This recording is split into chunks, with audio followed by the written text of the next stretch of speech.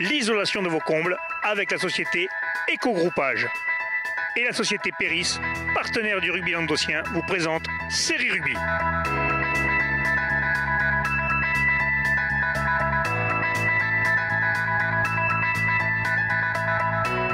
Bonjour mesdames, messieurs, bienvenue à Série Rugby, votre émission sur le rugby amateur de la 4e série à honneur. Avec mes céréales chroniqueurs, bonjour Michel. Salut Alex. Bonjour Bruno. Salut. Aujourd'hui, nous recevons deux invités, les coprésidents des Sharks de la Grande Motte, Alexandre Marc, bonjour Alexandre. Bonjour Alain. Et Florian Prost, bonjour Florian. Bonjour Alain. Un parent éloigné peut-être, non? Toujours pas? Bon, mais tant pis. Il roule. Bon, on revient avec vous tout à l'heure, on va d'abord parler des matchs qui vont avoir lieu ce week-end. J'allais juste dire qu'il roulait assez vite sur l'autoroute quand même. Ils sont arrivés à l'heure. C'est bien, contrairement à certains, si tu vois ce que je veux dire, le message est passé. C'est exactement ça. Allez, on va parler des matchs qui vont avoir lieu ce week-end. On va parler du Trophée Lacan, messieurs, qui va opposer en finale. Ça se jouera samedi à 17h au stade de Servien. Bédario, Rive d'Or, messieurs. Voilà, deux beaux morceaux là. Une belle affiche pour cette finale du Lacan, deux clubs d'honneur. Il y a un plat de shot à prendre, donc il faut y aller, même si, et je le dis, c'est dommage que le Lacan soit galvaudé depuis 2 ans par notre cher comité. Mais maintenant, les mecs, ils vont faire ce qu'il faut, je pense. C'est toujours bon à prendre. Et les deux ont gagné un championnat à domicile. Peut-être Bédario un peu plus largement, Bédario 4e en honneur. On dira que les pronostics... se retrouvent en barrage. Les pronostics iront plutôt vers Bédario par rapport au championnat, mais... les jeunes des Rives, je pense, ont les moyens. Il faut faire attention, hein, cette équipe des Rives, il y a beaucoup de jeunes. Eric Chalier, j'ai rencontré il n'y a pas longtemps, il m'a dit que c'est une équipe qui envoie beaucoup de jeux, qui prend beaucoup de plaisir sur le terrain.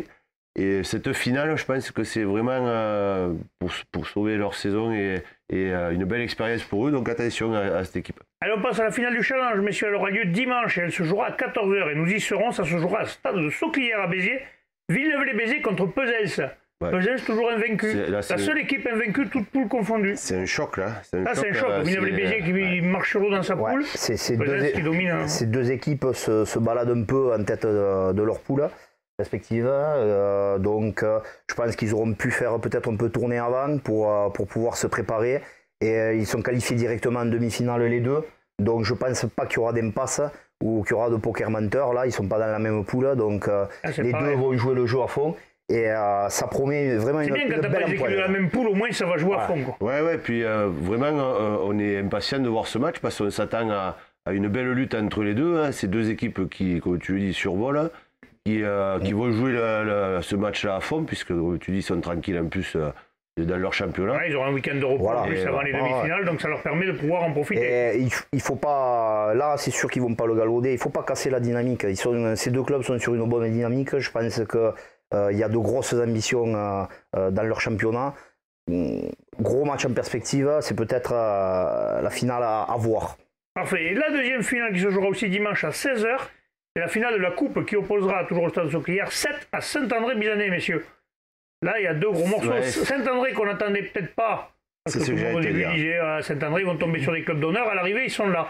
Et ils ont battu Lunel en demi. Et Saint a battu la bébé. Donc, et puis ils ont battu Lunel comme il faut. Quoi, avec la manière. 21-7 avec la manière.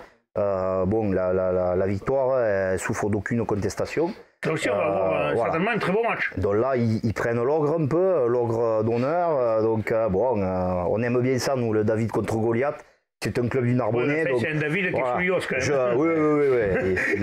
Il y a des muscles, il y a ce qu'il faut. Mais un petit poussé. Voilà, pour le club du Narbonnais, je leur souhaite bon courage. J'aimerais bien qu'ils ça redorerait un peu le blason, c'est ça? Qu'ils jouent.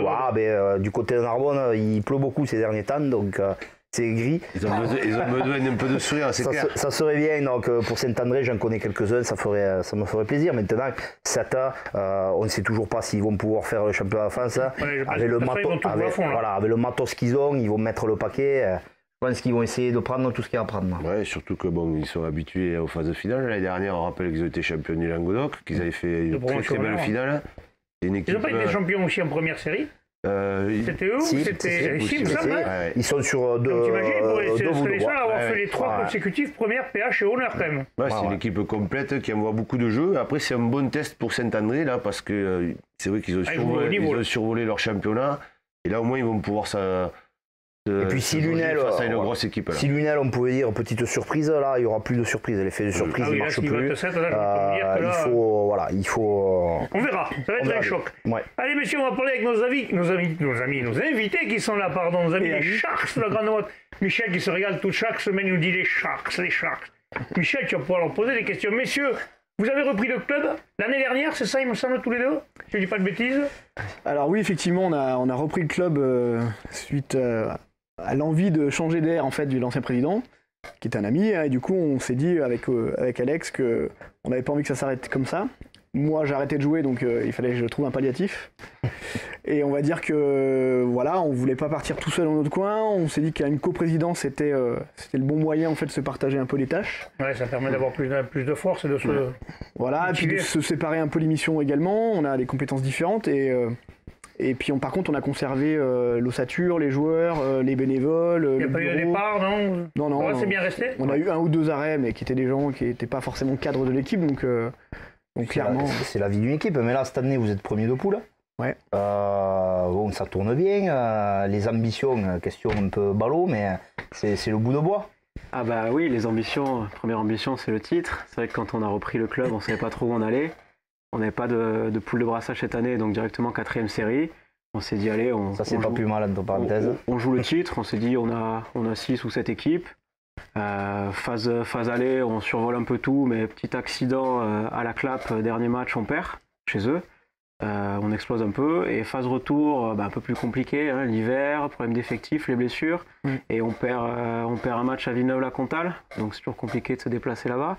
Mais sinon, après, à la maison, on a été solide, invaincu. On arrive à accrocher à peu près tout le monde, à gagner avec des bonus offensifs. Donc on se retrouve avec 10 points d'avance sur le second, qualifié directement en demi-finale. On avait un gros test le week-end dernier contre la Clap qui venait jouer chez nous sa 2e place directement qualificative. Il nous battait, il passait directement en demi-finale. Donc gros test pour nous. On a aligné une bonne équipe malgré quelques blessures. On a réussi à gagner en tuant le match en première mi-temps, une bonne première mi-temps. Et derrière, on a pu faire. Tu nous dis quelques problèmes d'effectifs, vous êtes combien là? Alors, on est en licencié, on est à un peu moins de 40, on va dire. D'accord. Après, il y a des gens qui sont licenciés qui malheureusement ne peuvent pas être là tout le temps. Cause du travail peut-être? Ouais, du boulot, des absences, des blessures, bon forcément. Et du coup, c'est vrai que c'est un peu notre problème à la Grande Motte, c'est-à-dire qu'on fait des bons débuts de saison. Ouais. Et que souvent, à la période de l'hiver, entre janvier et février, on a les blessures. Malheureusement, quand les blessures tombent sur les cadres.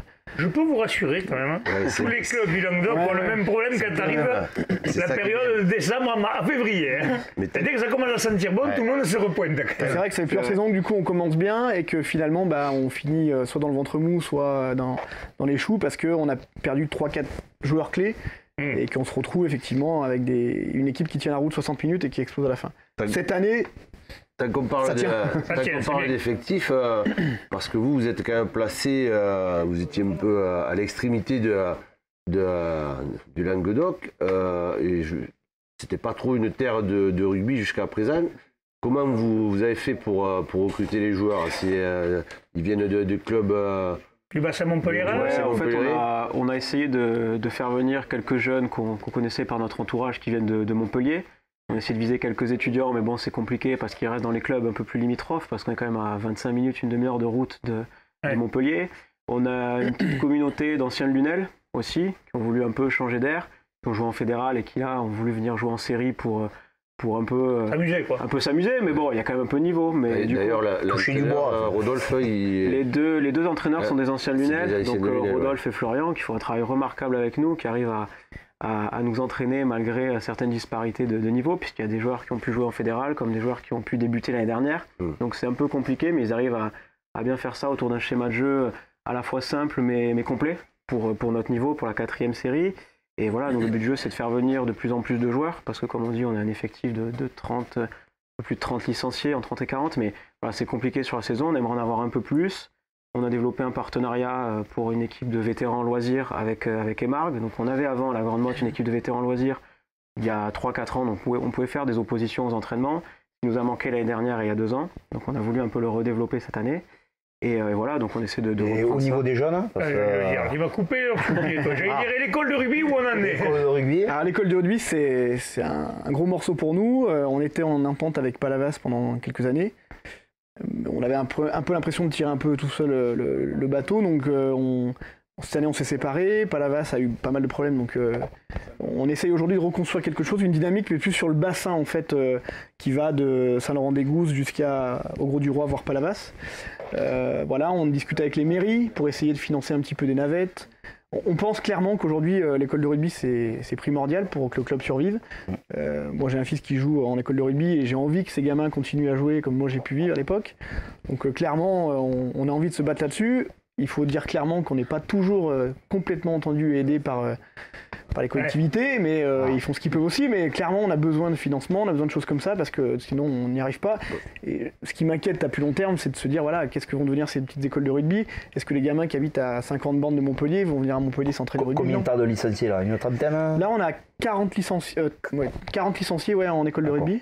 On a pas mal de petits U6, U8. Mais à partir, on va jusqu'à U12 et après. Les plus grands, tu fais des ententes ou après les ententes se font U10, U12, les ententes se font le jour des tournois. Ouais. On a 2-3 clubs avec qui on a sympathisé et avec qui on peut s'associer le jour pour faire les matchs. Après U14 on n'a plus rien, U16 on n'a plus rien et voilà. Oui, après c'est encore plus compliqué. Les plus grosses difficultés que vous rencontrez, c'est par rapport à la superficie en fait. Vous êtes sur les déplacements pour... Ouais, enfin quand on réfléchit bien, entre la Grande Motte et Aigues-Mortes ou Grau-du-Roi, il n'y a pas beaucoup de temps, on va dire, de trajet. La difficulté qu'on voit, c'est qu'effectivement, on a du mal aujourd'hui à communiquer avec les écoles, on a du mal à communiquer avec les mairies, en fait, pour qu'il y ait quelque chose de mis en place pour que les parents, qui ne sont pas toujours disponibles, puissent faire récupérer leur enfant et les amener à l'entraînement. Ouais, c'est ça aujourd'hui qui manque. Ce qu'il y avait un peu avant dans les anciennes, tu as connu toi Michel, toi, qui est un jeune vieux, j'ai tout connu moi. Qui a connu les dirigeants qui allaient avec la voiture chercher les joueurs et maintenant il y en a de moins en moins des dirigeants qui peuvent le faire ça. Parce que c'est un territoire historiquement peut-être qui n'est pas... C'est pas rugby, c'est plus... T'as pas la moins culture rugby. Voilà. Nous la Grande Motte c'est plus culture foot que rugby, donc c'est un peu difficile aussi. Ces difficultés on les a aussi dans des territoires plus rugby entre guillemets. Ça. Je le vois vers chez moi, donc je me doute que... la Grande Motte, une grande ville comme ça. Après je mets un bémol, c'est-à-dire qu'aujourd'hui le rugby s'envoie. Mais c'est pas pour ça que les autres sports effectivement sont gavés de gamins le mercredi. Il y a la voile, il y a le désintéressement du sport le mercredi qu'on avait nous avant. C'est surtout ça, Non Michel? Oui, mais avant je vais répondre à ta question de tout à l'heure, c'est importante par rapport au transport. Et effectivement, quand on était jeune, on montait dans la 4L de Gaston et on faisait le trajet dans le coffre. Ouais. Mais tout ça, c'est plus possible maintenant. Non. Et, avec les assurances. Avec la réglementation et les contrôles et tout ça. Donc c'est de grosses responsabilités. Il faut que maintenant peut-être que les mairies prennent ça en charge. Il faut certainement, comme il le disait, mettre des navettes en place. Enfin, les associations ont besoin d'aide par rapport à ça, c'est sûr. Et redonner le goût peut-être aux jeunes de sport qui sont perdus, parce que nous on l'a tous connu, mais maintenant les mecs ils n'ont plus envie de mercredi après-midi. Il faut faciliter l'accès, c'est clair. Parce que alors l'hiver, c'est encore pire. Voilà. L'hiver, c'est les parents qui n'ont pas envie de sortir des fois. Voilà, les parents n'ont pas envie de sortir, les joueurs à la première, ils disent putain, il fait trop. Chez vous, il commence à neiger maintenant. Forcément, l'hiver, ça devient de on va revenir sur le sportif avant de se quitter, messieurs. Un petit tour en championnat de France, je suppose que ça vous tente aussi. Bien sûr. En sortant premier, vous y êtes qualifié d'office ou pas? Non, c'est qu'en sortant premier qu'on a accès au championnat de France. Qu'en sortant vainqueur du titre. Il n'y a que le champion qui a accès en 4e série qui va en phase finale championnat de France. Ça aussi, c'est un peu dommage. Il n'y a pas de barrage. Oui, mais ça reste la beauté de notre sport aussi, c'est qu'il y a du suspense jusqu'au bout. Et il faut faire attention parce que la position que vous avez, elle est dangereuse, parce que finir premier c'est bien, mais en même temps on a vu beaucoup de premiers se faire avoir parce que la coupure est longue avant de rattaquer. Ceux qui jouent les barrages, ils sont déjà dans le truc, ils sont dans une dynamique positive parce que souvent ils ont gagné des matchs. Et l'appétit vient à manger.